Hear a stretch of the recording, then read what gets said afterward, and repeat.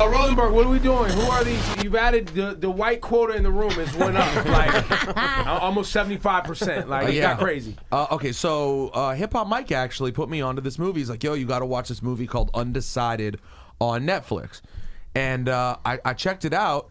And, of course, Mike was a little confused. I shouldn't say this publicly, but I have to. I think Mike was confused about whether or not it was actually a mockumentary or a documentary. It is a mockumentary. What is it about, though? And these two gentlemen are actors who play undecided voters who go around the country. And I'm pardon me, but I think the best way to describe it is in sort of like Borat-like fashion. They play undecided idiot voters who are going around the country and really interacting with the real candidates. Got it. So tell us, for example, some of the candidates you guys had actual interaction with. Well, one of my favorite story is we went to a rally with Donald Trump, and he just started droning on and on and on. And like the good comedians that we are, we decided to yell at him that he was being boring. And we were wearing the Trump hats. We looked like Trump supporters. And do Trump supporters have a look? They have a look, yeah, scary white, look. yes, white look. Is part of it, and the red hat is also part of it. And that's it. The two things you have to hit is white and red. But the best part of this scene, it's in the film, of course, is that you guys come out of the gate, and he's excited because you guys are being very pro-Trump. Right, we actually lead him in a bunch of his like famous cheers. Hillary for prison. Let's build that wall and everything. He's responding. And he keeps responding to them. He keeps looking like kind of we're in the front row. Yeah, and those are my guys right there. Yeah, I love those are my guys. It's like 10 minutes later, we're kind of just like, is this it? This is all he's got? And then we start screaming at him that he's boring. But my favorite part of that is that we're not. Get him out of here. We're not just bored. We're angry that we're so bored. Oh, yeah. And he's hurt. He was actually hurt. It's the one time in the campaign that he actually looks like he's genuinely hurt. And this guy, did this get covered by the press? Yes, it did. How many times did you guys get something covered by the press that you were doing as part of the movie? Countless, really. I mean, most of the things we did got covered by a pretty wide variety of outlets. Some of them more than others, but like that's pretty consistent when you go into a presidential rally and say, like, with Marco Rubio, I accused him of trying to steal my girlfriend. That was pretty confusing to a lot of people. So that got picked up. People run with that. A few people think it's real. Most people are trying to figure it out. And what about the armbands? Oh, that was great. That was exactly what you're talking about. Jason walked past some Fox News reporters with the armbands on. They made red Nazi-like Donald Trump armbands and wore them down the street. You might have seen it. Yeah. That one got pretty big, that story. Yeah. We walked up to the Fox News guys, and we knew who they were, but we were just like, hey, are you guys making a movie? And they were like, what are those things on your arm? I was like, armbands. They're armbands, Trump armbands. We're showing our pride. And they did a news story on it, and then they had to do a retraction, which was even funnier, because they were like, these guys have a terrible sense of humor. Terrible sense of humor.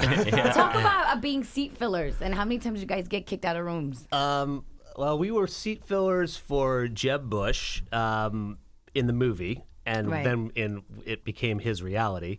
When Jeb Bush started speaking, we interrupted him. You made that up in the movie? Oh, yeah. So he did not have seat fillers? No. Not at that time. Not that we Later know on, of. he ended up needing them. Got it. So, but at that time, the sign you guys find is fake. Yes, and we actually handed out flyers to people at a different rally saying, be a seat filler for Jeb Bush. People started reporting on it. Jeb Bush's campaign blamed Marco Rubio's campaign. Amazing. Oh my God! Marco Rubio blamed Jeb Bush. And then it kind of plays out. We're sitting in these seats and we have this conversation. It's like, well, we got paid for the first couple hours, but this is like getting long. And so, in the first. But that's one of the most amazing parts of the movie because he goes, you're like, you should just say something. Yeah. And you hear them. So you're seeing them from afar, really sitting in a Jeb Bush rally, and then you hear one of them go, we should say something. He's like, say something. And then they just stand up in the middle and like, hey, how long are we going to be here? Jeb Bush is just like, 2 hours. Yeah. We've been here for 2 hours already. What's going on? Do you guys feel bad? I have to tell you, that is the only part where I felt a little bad, is Jeb does look so lost about how to but deal you with feel it. bad for Jeb Bush anyway because he's the loser of the family. Yes. Yeah, and the way he got bullied the whole campaign. Brother he's maybe a war criminal. Maybe. True. He did some pretty crazy stuff. Maybe. Definitely. I mean, him and his whole clique, Rumsfeld, the whole. Right, so it's hard to them. feel too bad is the point. Is Like the you point. do this Like- and you feel kind of bad for him in that moment, but then you take a step back. It's Yeah, like, but you no, can't be it's mad fine. at him about his brother. He's just soft. He's a wussy. Jeb Bush got punked several times. Yes, throughout the entire election. Well, also with stealing the 2000 election, he had something to do. Oh, with yeah, it. that's- So- you know Dangling what? chads, the dangling chads, and all. So exactly. maybe Yeah, that's a very good point. Him being governor in Florida now you're on during board? that. Yeah, now fuck him. Yeah, that's exactly Have you what we're guys talking about. have you guys gotten any threats or any backlash off of this? Well, in the Jeb Bush one, the campaign manager, while they were kicking us out, she said, "This is going to affect your future." And that seemed like a threat coming from somebody whose Scene. brother. That's right. absolutely a threat. Like Yeah. they took your photos. Yeah. Anytime you Yeah. apply for a job, it's gonna pop up. You're gonna get pulled over by Right. the cops one day. It's gonna be in there. Right. Well, so we'll have to deal with those consequences, I guess. Who But- was there anyone of these guys? And clearly, and let's be clear, you guys do mock Bernie and you do mock Hillary. Yes, Everyone gets yes, it. yes. The Republicans probably get it worse. Well, there were more so of them. many There are of way them, more of yeah. them, and some more horrible ones. That's for sure. Were there any Republicans that you were surprised to sort of at least like when you were around them? Well, we didn't actually get Chris Christie in the movie, but we went to one of his rallies, and he was like a great speaker. He did this whole like 20-minute impression of Donald Trump, like the voice, the like walk, everything. It was hilarious. He was a great speaker. And then watching him like endorse Trump like 2 weeks later was so hard to watch. And just behind him, like just He looked like he had gas. Like he looked like he had diarrhea back Yeah, he then. looked- he was Right. horrible. He looked like he Right. was gonna shit on himself. Did you guys? Would you have been nervous at all to get Christie? I feel like that would have been an intimidating one to walk into. we did- tried. I was yeah. like, we had some stupid idea. There's a reason it didn't make it in the film. But I Oh was wait, like- did you actually get him? Yeah, we were at his rally, like in the second row, and we started crying during a section of his speech, and it was like we were mock crying. And then afterwards, DeRam, We had some line we had decided where I was gonna ask him how he could betray our country by hugging the president of the United States. when he hugged, yeah. But they said he was gonna take questions, and then he just didn't. So it just played out as me just like screaming through a crowd of people. It at didn't him, work. and no, No. they don't all work. So the Bernie stuff, the Hillary stuff that's in this film Undecided, which is on Netflix. Netflix right now, yes. Isn't as entertaining as the Republican stuff because the people that follow those people are more sane, or because you guys are just so pro Hillary. I think we got Hillary worse than we got any of them. it. Yeah, Because she- we Yeah, by the way, in all fairness, I haven't gotten to the end yet. You just came up. The part I'm at in the movie, you just came up with settle for Hillary. right, which So- is not a great No, endorsement. so go ahead though. Sorry, you think Hillary got it the worst in some ways? Well, we settled for Hillary, and we're very unenthusiastic. Like she's the best house in a bad neighborhood, basically. And then we decide we're gonna really go gung ho for Hillary. So we take our shirts off in the front row of her rally and cheer like madmen with H's on our chest. And she ends up taking a selfie with us, and it's pretty clear that we're kind of like making fun of her because no one would be that enthusiastic for her. She ends up using that in a campaign ad. We're in a campaign So we're ad in a for campaign Hillary ad Clinton. like 2 days after the shirtless incident, and someone on our staff came up to me and said, "Oh, we haven't seen you guys since New Hampshire, which was the rally we wore, settle for Hillary right behind her." and trended on Twitter. Yeah, like, it was huge for a little while. You wore it. They let you stand on a stage behind her, We came in with other zipped, stuff, and then you Yeah. unzipped. And we had hats. So we have hats and shirts right behind her. So someone recognized us. Then they take our shirtless moment and try and use it to, in very strange fashion, like sway undecided voters, basically. And we're making this movie about undecided voters, and it just gets very weird when you become a little bit part of the fabric of the campaign. I was just blown away like that we hadn't heard about it more, because in a campaign season where so much of this thing, for better or for worse, has been about entertainment, you guys totally blurred the line Right. with this movie. Well, here's why you haven't heard of it, because what they're doing is dangerous. What they're doing is not only, if it's highlighted or anybody really gets a hold of it, it makes a mockery of literally this whole campaign season, which is, we all know, has been an embarrassment, right? It makes a mockery of the fact that literally these are the two people we have to, this is it, this is what we got, right? Especially after coming off Obama, which, whether you loved him or hated him, He was a serious politician. He was a serious politician. Right. He was a serious candidate. So I think that's why it's kind of been swept under the rug. Like, what do we do with this? Do we make fun of our system? And you mock the media a little bit too. The media doesn't come off great either. Of course, because No. they're falling for all their tricks. Right. And a handful of people kind of put it together. Rachel Maddow did like a really long piece on it. Of course, because she's smart. Right. Even she probably only had a third or a half of the things that we'd done, and her big conclusion was, "Isn't this weird?" So nobody really put it together. Like, it's straight up mockery. No one got that. No, part. and I brought up when I accused Marco Rubio of trying to steal my girlfriend. That's justified in the plot of the film. But when it justified-ish. Yeah. Well, Because she's not remotely your girlfriend. You're just pathetically in love with her, Right. and she hasn't even shown you any interest yet, Right, so- and you're calling her your girlfriend. justified Right. by, To through my you, character. yes. Yeah, for your character, justified. But yeah, so we try and justify all the stunts, through our story and everything. But the I think- media didn't know what to do with that. They're Right. like, this was really bizarre. And I was like, Yeah. Well, because I guess there are people who could believe, like, someone suggesting he's having an affair with someone's girlfriend. Right. Like, there is that part that you could believe. How did you guys get that close to Rick Santorum with a gun and not kill him? Was it difficult to hold back? Come on, man. Come on. Sorry. I'll get in trouble. Actually, we had nothing planned for that. We just thought maybe we could go up to him and I could shake his hand and say one line. And then I shook his hand, and then he thought I was in charge, and I showed him into a room, and I'm sitting there watching a video with Rick Santorum for 20 minutes. Then he's loading a gun for me, and then we're shooting it in a shooting range. And I'd never shot a gun before in my life. That's actually true. And I was shooting the gun, and I was like, don't have this backfire. Don't drop this and kill a presidential candidate right now. No, that would have been really bad. That would be Oh my really bad. gosh. So, It would be great promo for the film, but really It would have been. Yeah, You know what? really You're right. bad. You're it was right. one of the Really first bad. days of shooting, though. Quite literally, I guess. But one of the first days, so we wouldn't have gotten the whole thing done. So I'm glad. Yeah, that you didn't. No, it would have been too It soon. was just myself, Jason, Rick Santorum, and his daughter, just sitting there in a row, just like watching this gun safety video. And it's like one of the first days of shooting. You Just must have like, at that point been like, "What? I can't believe we're." Did you know that early? This is going to turn out pretty good if you're able to get this close, this fast. When that happened, I was like, if anything else is like this movie is going to be insane. And it ended up happening over and over and over and over again because all these candidates, they want to seem likable. They want to engage, and a lot of people just won't go up and talk to them. I can't help but I'm sitting here thinking like, okay, what if I tried to do something like this? It would not go this far. No. It would not go this far. So the reason I say that is because, first of all, thank you for doing this. Second of all, does that also speak to where we are as a country where white males, especially young white males, are some of the most sought after sections of the voting population? Where it's like you two walk up to a candidate, you look fairly well dressed, educated, whatever. Right. You walk up to a client, they're like, we need to get to know these guys. and you're able to get that close. Yeah, I think it does speak to where we are as a country. I mean, we noticed this over and over. We couldn't believe we kept getting into things.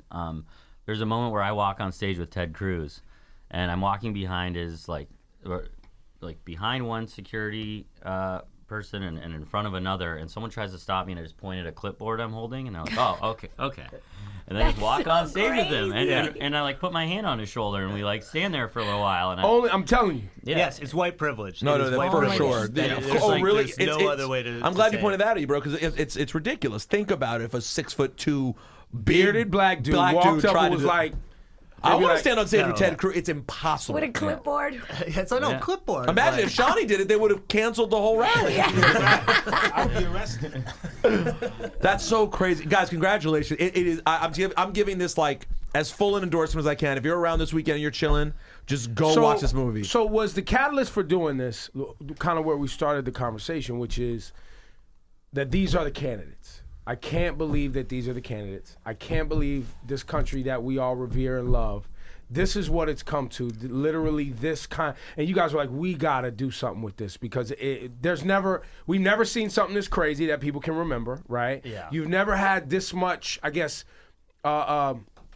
platforms where politicians are trying to get their word out, social media, television, like the media storm around it. There's so much that even I'm sure there have been crazy presidential runs, but it wasn't documented this way because there wasn't so much media and social media around it. So was that part of the reason you guys jumped out to do this, because you felt like it represented just kind of like a moment in time that literally we're embarrassed and we have to settle for Hillary, who's passed, no one can deny is crazy. Right. Even though we know she's the best candidate, she's still got some shit with her as well. Right. Yeah, it was. There's never been an election like this before. Donald Trump. If you would have said 2 years ago, Donald Trump's going to be the nominee for president, we would be like, no Right. way. No We said it way. on the show. Let alone We 5 laughed at years it. We were ago. like, guys, this is just to make it interesting. Yeah. Play along. Donald Trump will be gone. It'll be a serious candidate. Don't worry about it. So what was the moment that you guys knew this is so crazy we have to do something? Your team. We shot a couple of things early on in January, and they went well. And we just, I would like to say there was a master plan from the very start, but we did a couple of events. They were great, and we realized there might be more here. We sat down, we started planning.